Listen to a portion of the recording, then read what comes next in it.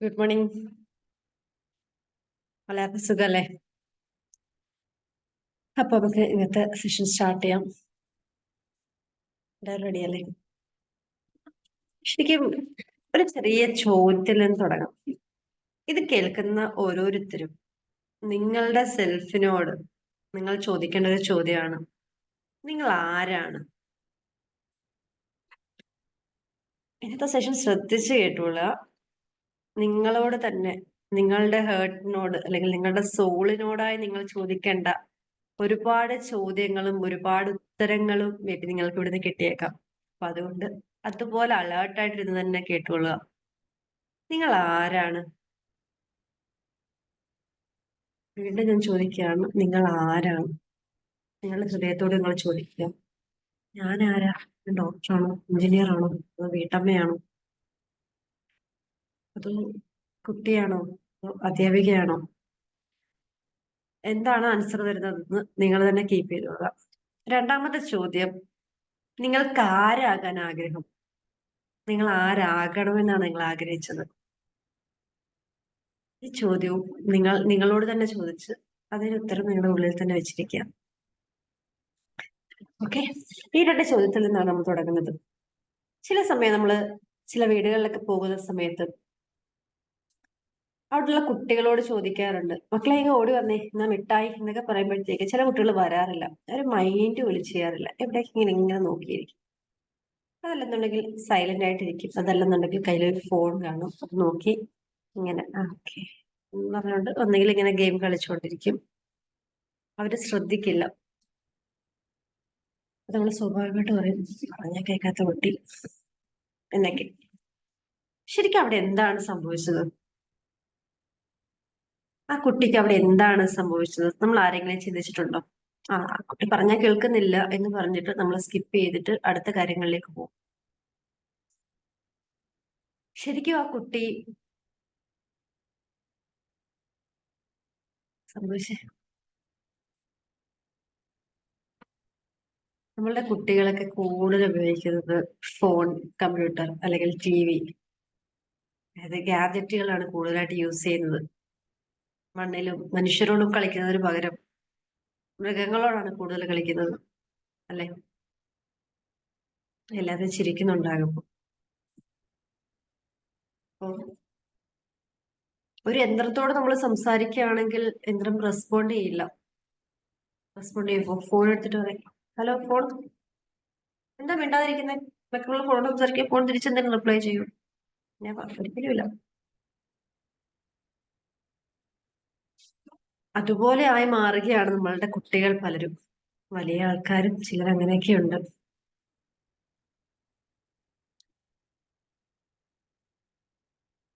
ശരിക്കും നമ്മൾ അങ്ങനെയാണോ ജീവിക്കേണ്ടത്? നമ്മൾ അങ്ങനെയാണ് ആയി മാറുകയാണോ വേണ്ടത്? മനുഷ്യരുടെ സ്വഭാവം ഇല്ലാതെ ഒരു ഗാരജറ്റിന്റെ അല്ലെങ്കിൽ ഒരു മൃഗത്തിന്റെ സ്വഭാവമായി നമ്മൾ വളർന്നു വരികയാണെന്നുണ്ടെങ്കിൽ നമ്മൾ ഭാവിയിൽ എന്താണ്? ഒരു ഇമോഷനും ഇല്ലാത്തൊരു ജീവി. അങ്ങനെയായിരിക്കും നമ്മളെ പറയുക.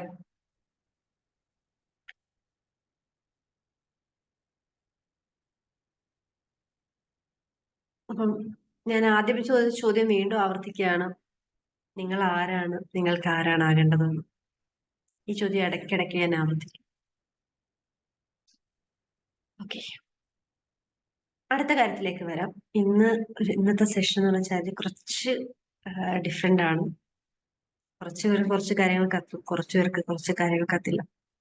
അപ്പം ആ ചോദ്യം അവിടെ നിർത്തി അടുത്തായിട്ട് ഒരു കാര്യം പറയണം. നമ്മൾ മെഡിറ്റേഷൻ ഒക്കെ ചെയ്യാറുണ്ടല്ലേ? എല്ലാ ആഴ്ചയിലും മെഡിറ്റേഷൻ ചെയ്യാറുണ്ട്. ചില ഡെയിലി മെഡിറ്റേഷൻ ചെയ്യുന്ന ആളുകളുണ്ട്. എന്റെ പെൻഡീസ് ഒക്കെ ആണെങ്കിൽ ഡെയിലി മെഡിറ്റേഷൻ ചെയ്യുന്ന ആളുകളാണ്.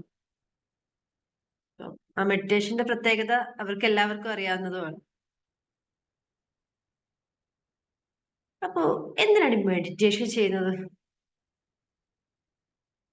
ആലോചിക്കുക. ഇത് ഞാൻ നിങ്ങൾക്ക് ആലോചിക്കാൻ സമയം തരും, പക്ഷെ ഇന്ററാക്ട് ചെയ്ത് അൺമ്യൂട്ട് ചെയ്ത് സംസാരിക്കാൻ നമുക്ക് സമയമില്ലാത്തതുകൊണ്ട് ഈ സെഷൻ ഇങ്ങനെയായിരിക്കും മുമ്പോട്ടേക്ക് പോകുന്നത്. ഓക്കെ. അപ്പോൾ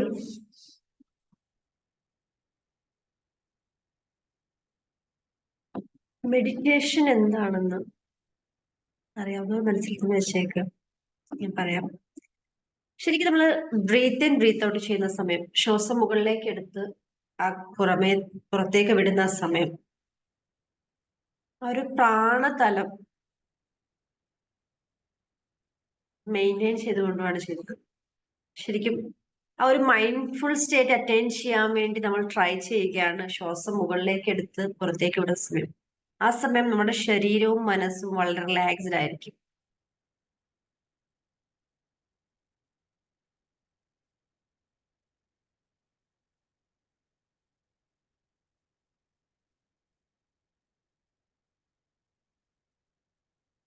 വളരെ റിലാക്സ്ഡ് ആണ്. ശരിക്കും ആ ബ്രീത്ത് ഇൻ ബ്രീത്ത് ഔട്ട് ചെയ്ത സമയം ഇങ്ങനെ ചെറുതായി ചെയ്ത് വിടുകയല്ല, ആ ശ്വാസത്തിലേക്ക് തന്നെ നമ്മൾ ശ്രദ്ധിച്ച് ശ്വാസം ഉള്ളിലേക്ക് എടുത്ത് ശ്വാസം പുറത്തേക്ക് വിടുന്നത് നന്നായി അതിനകത്ത് ആ ഒരു ശ്വാസത്തിൽ തന്നെ അലൈൻ ചെയ്യുന്ന സമയം നമുക്ക് ഓരോ സന്ദർഭത്തിലും നമ്മൾ ഹാപ്പിയാണ്. അതാണ് ചില ആളുകൾ മെഡിറ്റേഷൻ കഴിയുന്ന ഉടനെ വളരെ റിലാക്സ്ഡ് ആയിരിക്കും, വളരെ കാം ആയിരിക്കും, ആ ഒരു ജോയ് സ്റ്റേജ് അറ്റൈൻ ചെയ്യുന്നതായിരിക്കും. മനസ്സിലായോ?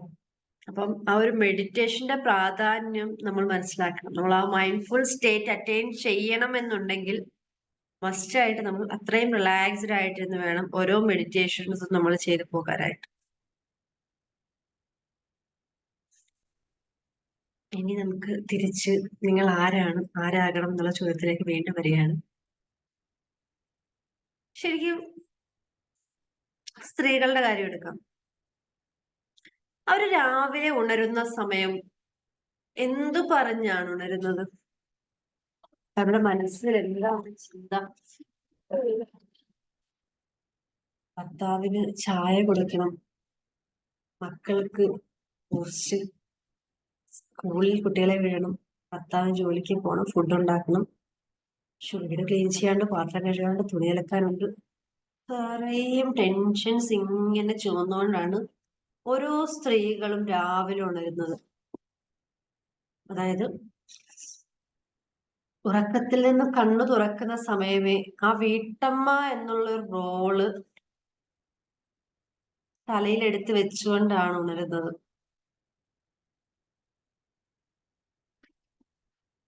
വീട്ടമ്മ എന്ന റോള് അക്സെപ്റ്റ് ചെയ്തുകൊണ്ടാണ് ഉണരുന്നത്.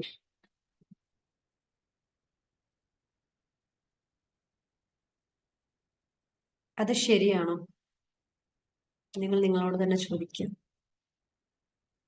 അതുപോലെ തന്നെ നിങ്ങൾ ഉറങ്ങുന്ന സമയം, നാളെ രാവിലെ എണീച്ച് അത് ചെയ്യണം, ഇത് ചെയ്യണം, ഇങ്ങനെ കുറേ കാര്യങ്ങൾ ചെയ്യണം എന്നുള്ള ഒരു കാൽക്കുലേഷനിൽ ടെൻസ്ഡ് ആയി എങ്ങനെയൊക്കെയോ ഉറങ്ങിപ്പോവുകയാണ് ചെയ്യുന്നത്, അല്ലെ? എങ്ങനെയൊക്കെ ഉറങ്ങിപ്പോവുകയാണ് ചെയ്യുന്നത്.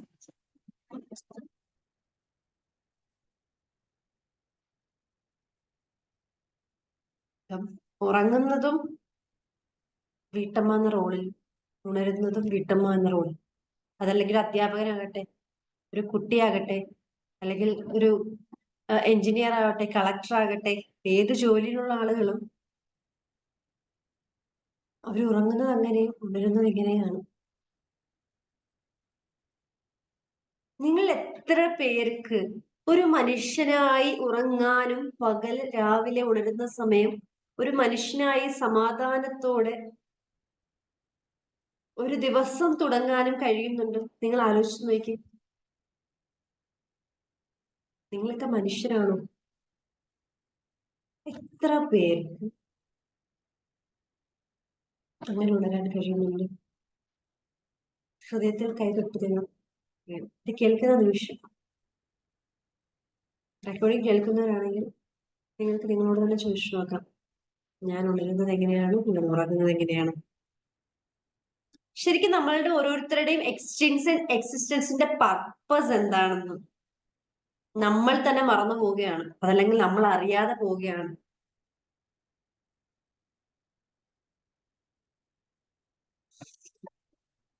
അത് നമ്മൾ എങ്ങനെയാണ് അറിയുന്നത്?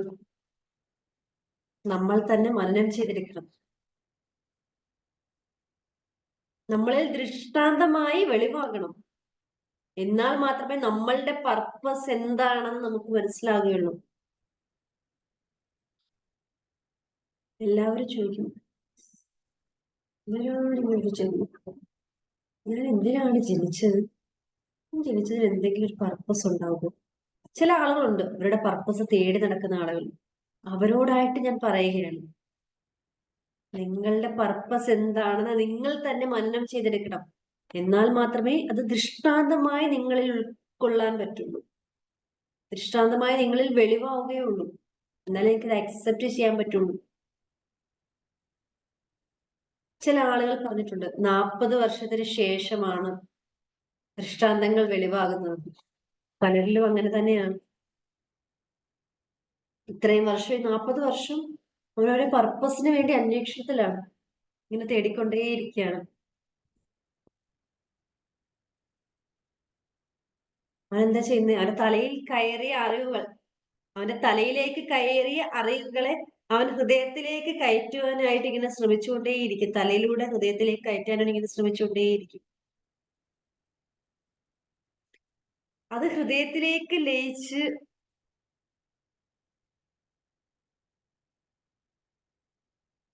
ആ ലയനം സംഭവിക്കുമ്പോൾ എന്താണ് സംഭവിക്കുന്നത്?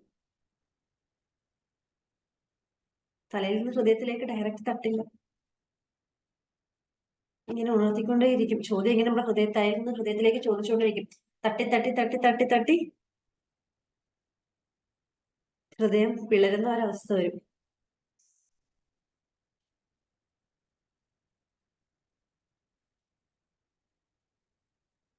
ഹൃദയം പിളരുമ്പോൾ ആ ഹൃദയത്തിന്റെ താഴെയായ ഒരു ആത്മാവുണ്ട്. ആ ആത്മാവ് ഉണരും. ആ ആത്മാവിൽ നിന്ന് നിങ്ങളുടെ ഹൃദയത്തിലേക്ക് വരുന്ന വെളിച്ചം, ആ ഒരു വെളിച്ചം വരണം. ആ ഒരു വെളിച്ചമാണ് നിങ്ങളുടെ പർപ്പസ് എന്താണ് നിങ്ങളെ അറിയിക്കുന്നത്. എല്ലാവർക്കും 40 വയസ്സ് കഴിയണം. നിങ്ങളുടെ പർപ്പസ് നിങ്ങൾ തേടി പോകുകയാണെങ്കിൽ, എത്രമാത്രം ശക്തമായി നിങ്ങളുടെ ഹൃദയത്തിൽ നിങ്ങൾ അടിക്കുകയാണെങ്കിൽ, ആ ഹൃദയം പൊട്ടിപ്പിളർന്ന് അതിൽ നിന്നൊരു ആത്മാവ് വന്നിട്ട് ആ ആത്മാവ് നിങ്ങൾക്ക് പറഞ്ഞു, ആ ആത്മാവ് ഹൃദയത്തിലേക്ക് അറിയിക്കും, ഇതാണ് നിന്റെ പർപ്പസ്, ഇതിനാണ് നീ ജനിച്ചത്, നിന്റെ എക്സിസ്റ്റൻസിന്റെ പർപ്പസ് ഇതാണ്.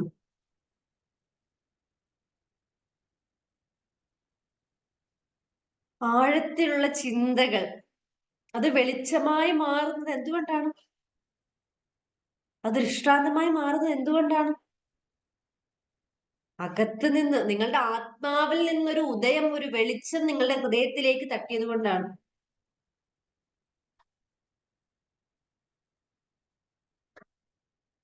അപ്പോഴാണ് ഉള്ളിൽ നിന്ന് ഇൻസ്പിറേഷൻ ഉണ്ടാകുന്നത്.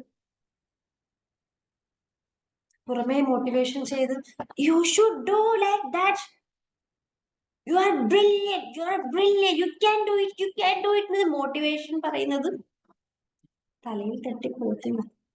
അത് കുറച്ചു നേരത്തേക്ക് മാത്രമേ ഉണ്ടാകുള്ളൂ. കൂടുതൽ സമയം നീണ്ടു നിൽക്കില്ല. അല്ലെങ്കിൽ കുറച്ച് മണിക്കൂർ, കുറച്ച് ദിവസങ്ങൾ മാത്രമേ ഉണ്ടാകുള്ളൂ. I can do it, I can do it, I can do it എന്നുള്ള ആ ഒരു മോട്ടിവേഷൻ.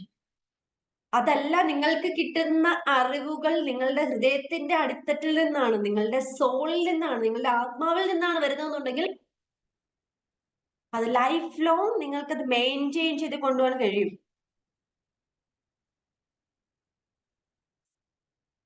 അതൊരിക്കലും മോട്ടിവേഷൻ അല്ല.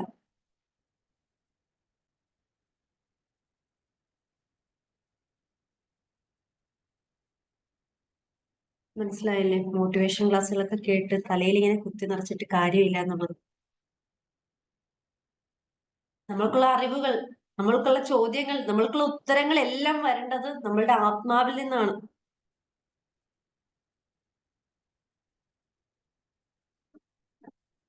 നമ്മുടെ ആത്മാവിൽ നിന്ന് നമ്മുടെ ഹൃദയത്തിലേക്ക് വരുമ്പോഴാണ് നമ്മൾ പൂർണ്ണമായി എന്തിനാണ് ജീവിക്കുന്നത് എന്ന് നമുക്ക് മനസ്സിലാകുന്നത്. ആത്മാവിന് ഓൾറെഡി എല്ലാ കാര്യങ്ങളും അറിയും. അത് ബോധ്യവാനാണ്. ആ ബോധ്യം നമ്മളുടെ ഹൃദയത്തെ ബോധ്യപ്പെടുത്താൻ വേണ്ടിയിട്ടാണ് ആത്മാവ് ഹൃദയത്തിലേക്ക് കണക്റ്റഡ് ആകുന്നത്. ശരിക്കും അവിടെ നമ്മളൊരു ഐ വിറ്റ്നസ് ആകുകയാണ് ചെയ്യുന്നത്. ആ നിമിഷം മുതൽ 100% നമ്മൾ ബോധ്യപ്പെടും. നമ്മളുടെ ഹൃദയം മനസ്സിലാക്കുന്ന കാര്യങ്ങൾ തലയിൽ നിന്നല്ല, നമ്മുടെ ആത്മാവിൽ നിന്നാണ് നമ്മുടെ ഹൃദയത്തിലേക്ക് വരുന്നെന്നുണ്ടെങ്കിൽ ഈ ഒരു വിറ്റ്നസിങ് നമുക്ക് ഇന്നർ ഐയിലൂടെ, നമ്മുടെ അകക്കണ്ണിലൂടെയാണ് നമുക്ക് വിറ്റ്നസ് ചെയ്യാൻ കഴിയുന്നത്. അതല്ല നമ്മളിങ്ങനെ വെറുതെ നോക്കുമ്പോൾ കാണുന്ന കാഴ്ചയല്ല, നമ്മളുടെ അകക്കണ്ണിലൂടെയാണ് നമ്മൾ കാണുന്നത്.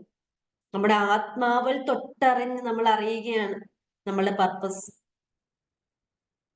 അപ്പോഴാണ് പറയുന്നത് ദൃഷ്ടാന്തം കിട്ടി, എന്റെ പർപ്പസ് കിട്ടി എന്ന് നമ്മൾ പറയുന്നത്. അങ്ങനെ പർപ്പസ് കിട്ടണമെന്നുണ്ടെങ്കിൽ നമ്മൾ നമ്മളെ അറിയാൻ ശ്രമിക്കണം, നമ്മളെ അറിഞ്ഞുകൊണ്ടേയിരിക്കണം. നമ്മളുടെ ഹൃദയത്തിന് എന്താണ് പറയാനെന്നുള്ളത് നമ്മൾ അറിയണം. ഹൃദയത്തിന് പറയാനുള്ളത് നമ്മൾ അറിയണമെന്നുണ്ടെങ്കിൽ നമ്മുടെ ആത്മാവിൽ നമ്മൾ സ്പർശിക്കണം. അതിനെന്താ നമ്മൾ ചെയ്യേണ്ടത്? ഈ റോളുകളെല്ലാം തലയിൽ ചുമന്ന് ഇങ്ങനെ നടക്കുകയാണെങ്കിൽ നമ്മൾ ഈ ലോകത്തേക്ക് വന്നതിന്റെ പർപ്പസ് നമുക്ക് നന്നായിട്ട് മനസ്സിലാക്കാൻ പറ്റും, ഇല്ലേ?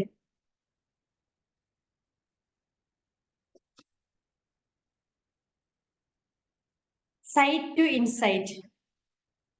കാഴ്ചകൾ എങ്ങനെയാണ് ഉൾക്കാഴ്ചകളാകുന്നത്? ചോദിച്ചു നോക്കുക, നിങ്ങളോട് തന്നെ നിങ്ങൾ ചോദിച്ചു നോക്കുക. കാഴ്ചകൾ ശരിക്കും ഉൾക്കാഴ്ചകളായി മാറുമ്പോഴാണ് നമ്മൾ ആ ദൃഷ്ടാന്തം കാണുന്നത്, അതറിയുന്നത്, അത് മനസ്സിലാക്കുന്നത്, ആ ഒരു വെളിച്ചത്തെ നമുക്ക് കാണാൻ കഴിയുന്നത് പോലും. അതിന് നമ്മളൊന്ന് നാച്ചുറൽ ആകണം, നമ്മളൊന്ന് ന്യൂട്രൽ ആകണം, നമ്മളൊന്ന് ഫ്രീ ആകണം. നമ്മളുടെ കുട്ടികളൊക്കെ സ്കൂളിൽ പോകാറുണ്ടല്ലോ ദിവസവും. ശരിക്കും നമ്മൾ സ്കൂളിൽ പോയ സമയത്തെ കാര്യം ആലോചിച്ചാലും മനസ്സിലാവും. രാവിലെ ഒരു പാണ്ടത്തിട്ട് തൂക്കി ചുമന്ന് ചുമന്ന് എന്തൊരു ഭാരം എന്ന് പറഞ്ഞുള്ള രീതിയിൽ അത് കൊണ്ട് ക്ലാസ്സിൽ കൊണ്ട് വെക്കും, പഠിക്കും. അത് കഴിഞ്ഞ് അത് ഭാരം, എന്റെ തോളൊക്കെ പോയി. ഒരു ഭാണ്ഡം ചുമക്കുന്ന പോലെ, ഒരു ഭാരം ചുമക്കുന്ന പോലെയാണ് നമ്മൾ നമ്മുടെ കുട്ടികളൊക്കെ നമ്മൾ സ്കൂളിൽ പോയിക്കൊണ്ടിരുന്നത്. ശരിക്കും ആ ബാഗ് എടുത്ത് തോളയിടുന്ന സമയം ഐ എം എ ക്യൂൻ എന്ന് പറഞ്ഞിട്ട് നമ്മൾ ആ ബാഗ് എടുത്ത് തോളയിടുവാണെങ്കിൽ അതിന്റെ ഭാരം നമ്മൾ അറിയില്ല. ഒരു ഭാണ്ഡക്കെട്ട് ചുമന്നുകൊണ്ട് പോകുന്ന ഒരാളെ പോലൊരു ഫീലിംഗ് നമുക്ക് ഉണ്ടാകില്ല. ഒരു രാജാവിനെ പോലെ അത്ര ഒരു ഗമയിലായിരിക്കും നമ്മൾ ഓരോരുത്തരും സ്കൂളിൽ പോയിക്കൊണ്ടാവുക, അല്ലെങ്കിൽ നമ്മളുടെ കുട്ടികൾ. ഒന്ന് ആലോചിച്ച് നോക്കിയേ, അതെന്താണ് അങ്ങനെ പോകുന്നത്? അവിടെ നാച്ചുറാലിറ്റി അല്ലെങ്കിൽ ന്യൂട്രാലിറ്റി മെയിൻറ്റെയിൻ ചെയ്യുന്നത് കൊണ്ടാണ് അവിടെ രാജാവും രാജ്ഞിയൊക്കെ ആകുന്നത്. അതല്ലെന്നുണ്ടെങ്കിൽ ഫാണ്ടം ചുമക്കുന്ന ഒരു ജീവി മാത്രമാണ് നമ്മൾ. നമ്മളുടെ എല്ലാ സന്ദർഭങ്ങളിലും നമ്മളെ നാച്ചുറാലിറ്റിയും ന്യൂട്രാലിറ്റിയും, നാച്ചുറൽ ആൻഡ് ന്യൂട്രൽ നമ്മൾ ആകുകയാണെന്നുണ്ടെങ്കിൽ നമുക്ക് നമ്മളെ അറിയാൻ കഴിയും, നമുക്ക് നമ്മുടെ പർപ്പസ് കാണാൻ കഴിയും, നമുക്ക് നമ്മുടെ കുട്ടികളെ വളർത്താൻ കഴിയും.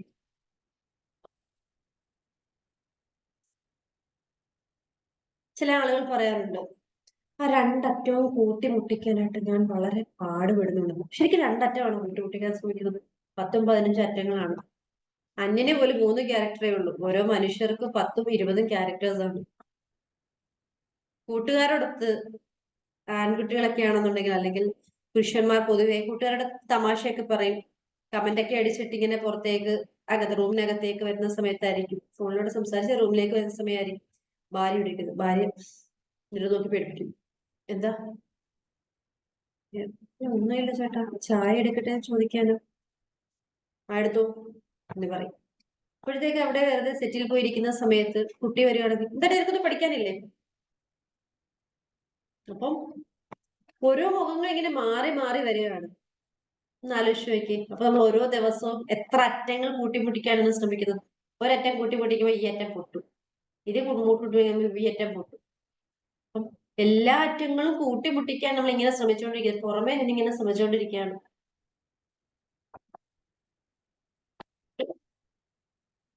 ശരിക്കും നമുക്ക് അഭിനയിക്കാതെ നമ്മൾ ഓരോരുത്തരും അഭിനയിക്കുകയാണ് ഓരോ റോളിൽ കയറി. ഇപ്പൊ സിനിമയിലെ കഥാപാത്രങ്ങൾ അഭിനയിക്കുന്നതിലും നന്നായിട്ട് അവര് രണ്ടു മൂന്ന് തവണ ട്രൈ ചെയ്തിട്ടാണ് അവർ അഭിനയിക്കുന്നത്. പക്ഷെ നമ്മളൊക്കെ ഓരോ തവണ അഭിനയിക്കുമ്പോൾ സക്സസ് ആണ്. ശരിക്കും നമ്മൾ അഭിനയിക്കാതെ നമ്മൾ ജീവിക്കണം. ചില ആൾക്കാർ അയാൾ അഭിനയമൊന്നുമില്ല, അത് ജീവിക്കുകയായിരുന്നു അയാളെ സിനിമയില്. ശരിക്കും നമ്മൾ എന്താ ചെയ്യുന്നത്? അത് ജീവിക്കുകയല്ലേ, അഭിനയിച്ച് ജീവിക്കുക നമ്മളുടെ ജീവിതം. ശരിക്കും ആ റോളുകളും ഈ ഓരോ റോളുകളും ഈ അമ്മ, അച്ഛൻ, അല്ലെന്നുണ്ടെങ്കിൽ അനുജൻ, അനുജത്തി, അല്ലെങ്കിൽ അമ്മായിയമ്മ, മദറിലോ, അല്ലെങ്കിൽ ഗ്രാൻഡ് ചൈൽഡ്, ഏതൊക്കെ റോളുകളാണ് നമ്മൾ എടുക്കുന്നത് ആ റോളുകളെല്ലാം നമ്മളെ ചുമന്നുകൊണ്ടാണ്. അതെന്തുകൊണ്ടാണ്? നമ്മൾ അറിഞ്ഞുകൊണ്ട് ആ റോൾ എടുത്തു വെക്കുകയല്ല, നമ്മൾ അറിഞ്ഞുകൊണ്ട് ഓരോ റോളായി മാറുകയാണെന്നുണ്ടെങ്കിൽ, നമ്മൾ അറിഞ്ഞുകൊണ്ട് നമ്മൾ ആ റോളായി മാറുകയാണെങ്കിൽ, നമ്മളെ ഒരു മനുഷ്യനെ അറിഞ്ഞുകൊണ്ട്, നമ്മളിലെ മനുഷ്യനെ അറിഞ്ഞുകൊണ്ട് നമുക്ക് ഓരോ സന്ദർഭങ്ങളിൽ മാറാൻ പറ്റും. നമ്മൾ ചൂസ് ചെയ്യുകയാണ് ആ റോൾ, അല്ലെ? നമ്മളിൽ ആരെങ്കിലും വീട്ടിലേക്ക് കടന്നു വരുന്ന സമയത്ത് ആ റോൾ അവര് നിങ്ങളെ ഏൽപ്പിക്കുന്നത് പോലെയാണ്. നിങ്ങൾ ആരുടെയെങ്കിലും വീട്ടിലേക്ക് പോവുകയാണെങ്കിൽ എന്താ സംഭവിക്കുന്നത്? ആ മകൻ അല്ലെങ്കിൽ മകൾ എന്ന് പറഞ്ഞിട്ട്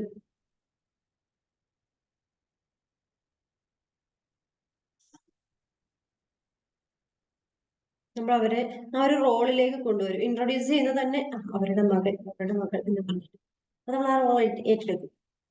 ആ റോൾ ഏറ്റെടുത്തിട്ട് നമ്മൾ അവിടെ നിന്ന് അതിലെ ആ റോൾ അങ്ങ് അഭിനയിച്ച് തീർക്കുകയാണ് ചെയ്യുന്നത്. ഒരു സെക്കൻഡ്.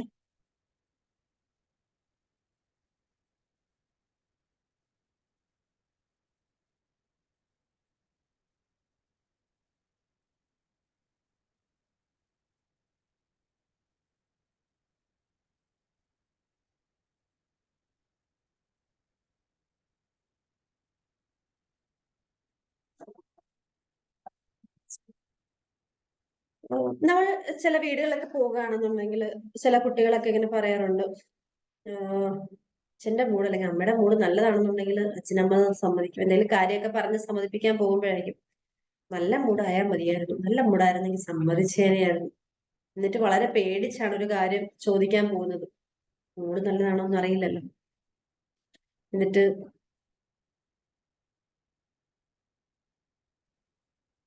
പറയും, പറയുന്ന സമയത്ത് അവരുടെ മൂഡ് നല്ലതാണെന്നുണ്ടെങ്കിൽ അവർ ഷൗട്ട് ചെയ്യും, നല്ല മൂഡാണെങ്കിൽ കുഴപ്പമില്ല പൊക്കോ, അല്ലെങ്കിൽ ടൂർ പോകാനാണെങ്കിൽ ആ പൊക്കോ എന്നൊക്കെ പറയും.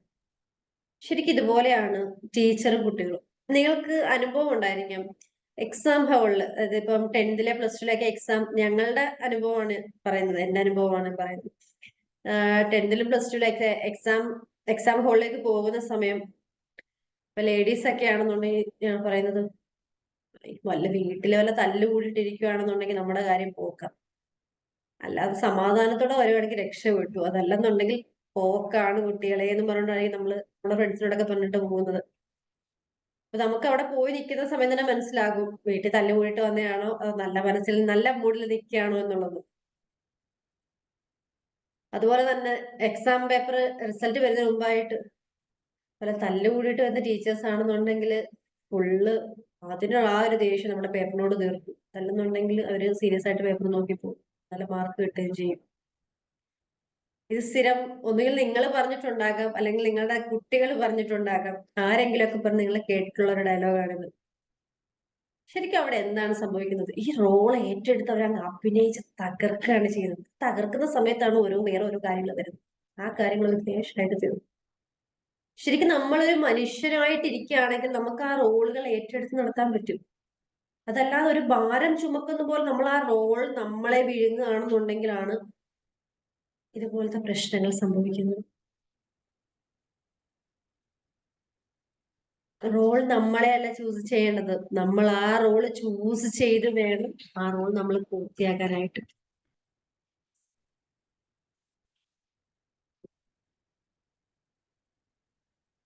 അല്ലെ? ഒന്ന് ആശ്രയിക്കാം.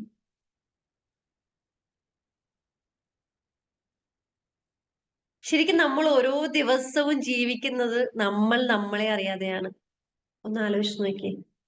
നമ്മൾ നമ്മളെ അറിയാതെയാണ് നമ്മൾ ജീവിച്ചുകൊണ്ടിരിക്കുന്നത്. എന്തൊക്കെയൊക്കെയോ ചെയ്യുന്നു.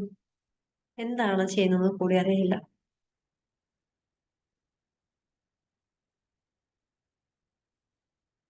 എന്തൊക്കെയോ നമ്മളെ ചൂസ് ചെയ്യുന്നു. ആരൊക്കെയോ നമ്മളെ ചൂസ് ചെയ്യുന്നു. ജീവനെ അറിയാതെ, നമ്മളെ അറിയാതെ നമ്മൾ ഇങ്ങനെ ജീവിക്കുന്നു.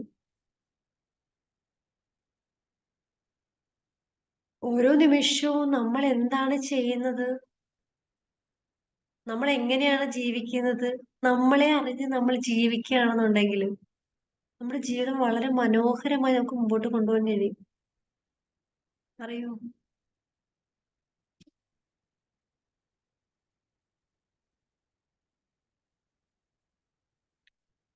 ശരിക്കും നമ്മൾ എന്ത് ചിന്തിക്കുന്നു, നമ്മൾ എന്ത് ചെയ്യുമെന്ന് ചിന്തിക്കുമ്പോഴാണ് നമ്മുടെ ഇൻസൈറ്റിലുള്ള സാധനങ്ങൾ പുറത്തേക്ക് വരുന്നത്.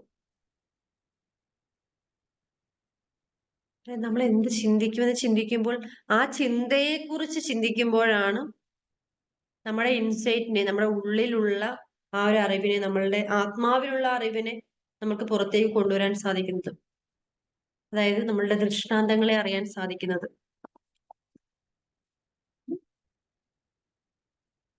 എന്നാൽ മാത്രമേ നമുക്ക് നമ്മുടെ ദൃഷ്ടാന്തങ്ങളെ അറിയാൻ സാധിക്കുള്ളൂ. ഉള്ളിലുള്ളത് ഉള്ളിലുള്ളതിന് പുറത്തേക്ക് വരും. എങ്ങനെ പുറത്തേക്ക് വരും? ആ ചിന്തകളെ കുറിച്ച് ചിന്തിക്കുന്ന സമയം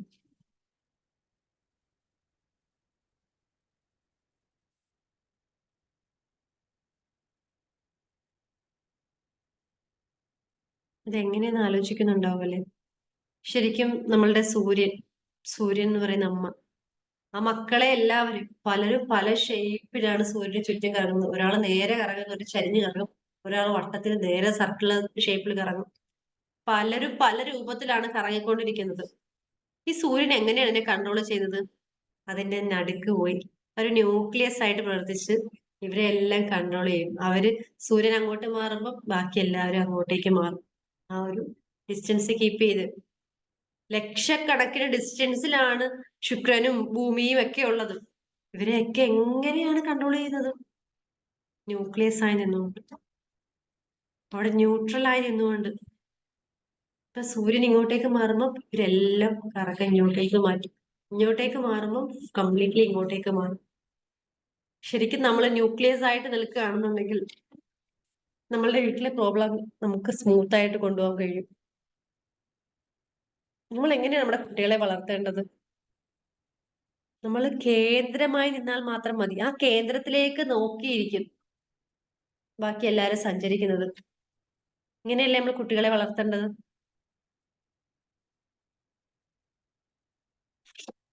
പല ഗ്രന്ഥങ്ങളിലും പറഞ്ഞിട്ടുള്ളൊരു കാര്യമാണ്, നിങ്ങൾ സൂര്യചന്ദ്രനിൽ നിന്നും പഠിക്കാനുണ്ട്, നിങ്ങൾ സൂര്യചന്ദ്രനിൽ നിന്നും അറിയാനുണ്ട്. ജീവിതത്തെ അറിയാനും ഉയർത്താനും ഉണർത്താനുമുള്ള പല ദൃഷ്ടാന്തങ്ങളും. മനുഷ്യന് ശരിക്കും പലതരം റോളുകളുണ്ട്. മാനസികമായിട്ടും ഉള്ള അവസ്ഥയിലും, അതായത് സങ്കടം, സന്തോഷം, ദേഷ്യം, പല വികാരങ്ങളും ഉണ്ട്. അതുപോലെ തന്നെ ആ അവസ്ഥയിലൂടെയൊക്കെ അവർ സഞ്ചരിക്കുന്ന സമയത്ത് ചില സ്ഥലങ്ങളിൽ ചില റോളുകൾ ഏറ്റെടുക്കാറുണ്ട്. ചിലയിടത്ത് കംഫർട്ട് ആയിരിക്കും, ചിലയിടത്ത് ഡിസ്കംഫർട്ട് ആയിരിക്കും. അല്ലെ? നമ്മൾ എപ്പോഴും കംഫർട്ട് സ്റ്റേജിൽ തന്നെ ആയിരിക്കില്ല. ചില സമയത്ത് ഞാൻ എന്നെ മനുഷ്യനായിട്ട് കാണുകയാണെന്നുണ്ടെങ്കിൽ ഞാൻ എല്ലായ്പ്പോഴും ഞാൻ ഒരു കംഫർട്ട് പൊസിഷൻ കീപ്പ് ചെയ്ത് നിൽക്കും. അതായത് നമ്മൾ നമ്മുടെ ഇൻഡിവിജ്വാലിറ്റി മെയിൻറ്റെയിൻ ചെയ്യുകയാണ് നമ്മൾ ഫസ്റ്റ് വേണ്ടത്. അതായത് നാച്ചുറൽ ആകുകയും ന്യൂട്രൽ ആകുകയും വേണ്ടത്. നമ്മൾ ഇൻഡിവിജ്വാലിറ്റിയിലേക്കാണ് നമ്മൾ ഫോക്കസ് കൊടുക്കേണ്ടത്. നമ്മൾ ഫോക്കസ് കൊടുക്കുന്ന ഇതിലേക്കാണ്? ചെയ്തു തീർക്കാനുള്ള കാര്യങ്ങളിലേക്ക്, അല്ലെ? എത്ര റോൾ ചെയ്താലും അത് ഹാൻഡിൽ ചെയ്യാൻ കഴിയും നമ്മൾ ന്യൂക്ലിയസ് ആയിട്ട് ഇരിക്കുകയാണെങ്കിൽ. ആ റോള് ആ റോളിന് പറയുന്നത് ശരിക്കും തവക്കുൽ ചെയ്യാന്നൊക്കെ പറയും. Accept in the role as it is. ഇത് എന്റെ റോൾ എന്നതിലുപരി ഇത് മുകളിൽ നിന്നും അസൈൻ ചെയ്ത റോൾ, അതല്ലേ? I'm okay. I'm okay for your reply. Personality ഇരിക്കുകയാണെങ്കിൽ ആ പേഴ്സണാലിറ്റി നമ്മൾ ഇരുന്ന് പോകും. പല ചോദ്യങ്ങൾക്ക് ഉത്തരം കിട്ടാതെ ഇങ്ങനെ കൺഫ്യൂസ്ഡ് ആയിട്ട് ഇരുന്ന് പോകും. പക്ഷെ ആ ഇൻഡിവിജ്വാലിറ്റി മെയിൻറ്റെയിൻ ചെയ്ത് നമ്മൾ ഇരിക്കുകയാണെങ്കിൽ നമ്മളുടെ ഉള്ളിലുള്ള ഓരോ ചോദ്യങ്ങൾക്കും ഉത്തരം നമ്മുടെ ഉള്ളിൽ തന്നെ ഉണ്ടാകും. ഒന്നിലും നമുക്ക് വാശി ഉണ്ടാകില്ല, ആരോടും ഈഗോ ഉണ്ടാകില്ല, ഒരു ദേഷ്യം ഉണ്ടാകില്ല. പേഴ്സണാലിറ്റിയാണ് ഈഗോ ആയിട്ട് മാറുന്നത്. പേഴ്സണാലിറ്റി ഈഗോ കണക്റ്റഡ് ആണ്. പക്ഷെ ഇൻഡിവിജ്വാലിറ്റി മെയിൻറ്റെയിൻ ചെയ്തിരിക്കുകയാണെങ്കിൽ ഇൻഡിവിജ്വാലിറ്റി മെയിൻറ്റെയിൻ ചെയ്തിരിക്കുകയാണെങ്കിൽ നമ്മളൊരു ഹ്യൂമൻ ആയിട്ടാണ് ഇരിക്കുന്നത്, നമ്മളൊരു മനുഷ്യനായിട്ടാണ് ഇരിക്കുന്നത്. ആസ് എ ഹ്യൂമൻ ആയിട്ട് നമ്മൾ ഒരു പ്രെയർ ചെയ്യുകയാണെന്നുണ്ടെങ്കിൽ ഒരു മാജിക്കൽ അല്ലെങ്കിൽ മിറാക്കിൾ ആയിട്ട് ആ പ്രെയറിന്റെ റിസൾട്ട് നമുക്ക് കിട്ടുന്നതായിരിക്കും. പ്രാർത്ഥിക്കുക എന്നതിലുപരി പ്രാർത്ഥിക്കുന്ന ആളിന്റെ മാനസികാവസ്ഥയാണ് അവിടെ ഇമ്പോർട്ടന്റ്, അല്ലെ? We learn to accept individual space. ബാക്കിയുള്ള റോളായി തന്നെ നിൽക്കും. ആ ഇൻഡിവിജ്വൽ സ്പേസ് നമ്മൾ അക്സെപ്റ്റ് ചെയ്യാണ്ട് ശരിക്കും ആ റോളിൽ നമ്മൾ ചൂസ് ചെയ്യുന്ന സമയത്ത് നമ്മളെ ചൂസ് ചെയ്യാൻ പാടില്ല, നമ്മൾ ചൂസ് ചെയ്യണം. അതായത് നമ്മളൊരു ബിസിനസ്മാൻ ആണെന്ന് കരുതുക, ഫ്രീ ആയിട്ട് ബിസിനസ് ചെയ്തിങ്ങനെ നടക്കുകയാണ്. പക്ഷെ ബിസിനസ്മാന് ആ ബിസിനസ് വിട്ട് പുറത്തേക്ക് ചാടാൻ പറ്റില്ല, ഫ്രീ ആകാൻ പറ്റുന്നില്ല, ഒരു ദിവസം ലീവ് എടുക്കാൻ പറ്റുന്നില്ല. എന്ത് ഫ്രീഡം ആണ് അതിലുള്ളത്? ഒരു ഡോക്ടർ ഒരു ദിവസം അവധി എടുത്ത് സ്വന്തം കാര്യങ്ങൾക്ക് വേറെ എന്തെങ്കിലും ആവശ്യത്തിനായിട്ട് പോകാൻ പറ്റത്തില്ല. എന്ത് ഫ്രീഡം ആണ് അവിടെ ഉള്ളത്? പേഴ്സണാലിറ്റി മെയിൻറ്റെയിൻ ചെയ്ത് നിൽക്കുമ്പോഴാണ് അവിടെ ആ ഒരു റോള് നമ്മളെ എടുക്കുമ്പോഴാണ്, ആ ഡോക്ടർ എന്ന റോള് അല്ലെങ്കിൽ ആ ബിസിനസ്മാൻ എന്ന റോള് നമ്മളെ വിഴുങ്ങുന്ന സമയമാണ് നമ്മൾക്ക് അവിടെ നിന്ന് ഫ്രീ ആകാൻ കഴിയാത്തത്. അതല്ല, ആ റോൾ നമ്മൾ ഏറ്റെടുത്ത് ചെയ്യുകയാണെങ്കിൽ ആ റോളിൽ നമ്മൾ എപ്പോ വിചാരിക്കുന്നു അപ്പൊ നമുക്ക് പുറത്തിറങ്ങാൻ പറ്റും. ആലോചിച്ച് വീട്ടമ്മ, ടീച്ചർ, ഡോക്ടർ, ബിസിനസ്മാൻ, എല്ലാം കുട്ടികൾ, സ്റ്റുഡൻസ്, എല്ലാ റോളും നമ്മളെ വിഴുങ്ങുകയാണ് ചെയ്തുകൊണ്ടിരിക്കുന്നത്.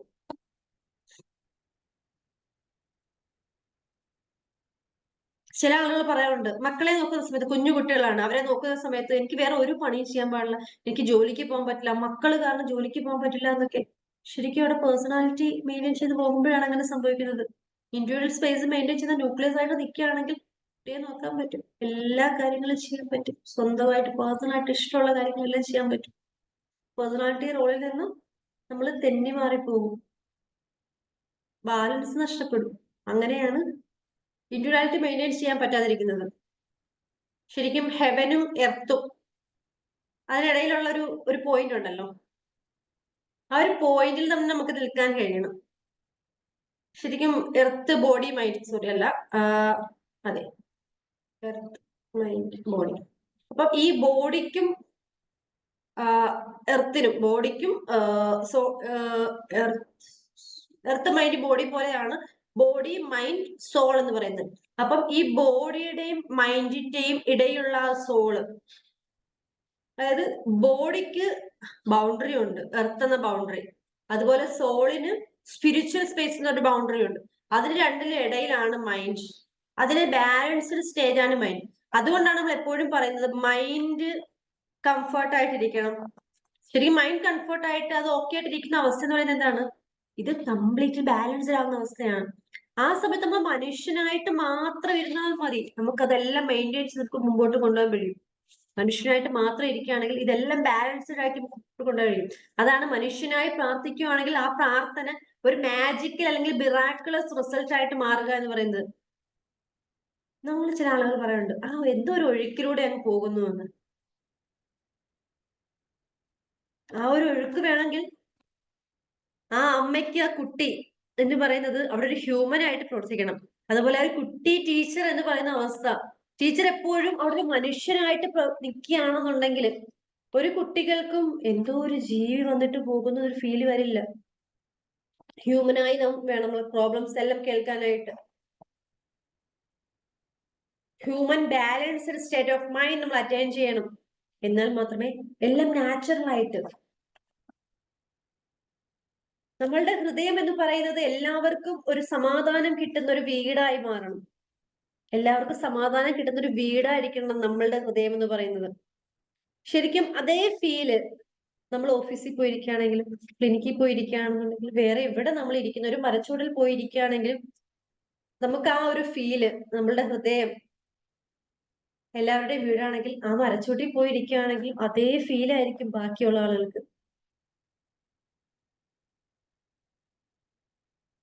അപ്പം ഞാൻ ആദ്യം ചോദിച്ച ചോദ്യം വീണ്ടും നിങ്ങൾ ചോദിക്കുകയാണ്, നിങ്ങൾ ആരാണ്? ഡോക്ടർ, എഞ്ചിനീയർ, ടീച്ചർ, വീട്ടമ്മ? ഇത്ര കിട്ടിയതല്ലേ? നിങ്ങൾ ആരായിട്ടാണ് ജീവിക്കേണ്ടത്? നിങ്ങൾ ആരെ പോലെയാണ് ജീവിക്കേണ്ടത്? ഇത്രയും കിട്ടിയോ? നിങ്ങൾ ആ മനുഷ്യനായിട്ട് നിങ്ങൾ നിൽക്കുകയാണെന്നുണ്ടെങ്കിൽ,